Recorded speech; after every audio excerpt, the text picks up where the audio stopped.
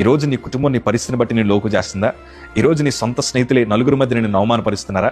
నీ అప్పుల బాధలు బట్టి, లేకపోతే నీ ఉద్యోగ పరిస్థితులు బట్టి, నీ ఆర్థిక పరిస్థితులు బట్టి ఎంతోమంది నేను అనేక మంది మధ్యన చులకనగా చూస్తున్నారా?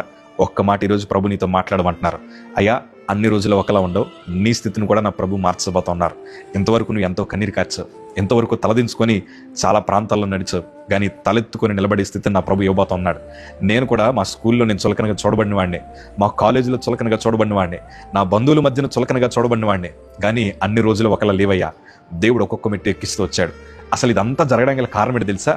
వారెవ్వరి మీద ఆధారపడలేదు, వారెవ్వరు మాటలో పట్టించుకోలేదు. ఎందుకంటే మనుషులు చులకన చేసినా నా తండ్రి నన్ను లోకు చేయడు, మనుషులను తక్కువగా చూసినా నా తండ్రి నన్ను అట్లా చూసే దేవుడు కాదని ప్రభు వైపు చూశాను. దేవుడు తన బలిష్టమైన చేతులతో నా బలహీనమైన చేతులను పట్టుకొని ప్రభు లేపినట్లే ఈరోజు నీ బ్రతుకుని నా ప్రభు మార్చుదురు కాక. ఇన్నాళ్ళు నువ్వు అవమానం పొందిన చోటే నా ప్రభు నిన్ను హెచ్చించబోతున్నాడు. ఇన్నాళ్ళు నువ్వు విలువేయబడిన చోటే ప్రభు నిన్ను ఉన్నతమైన అధికారిగా మార్చబోతున్నాడు.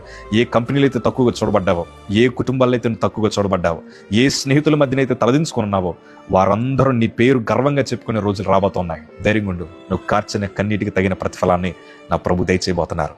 God bless you.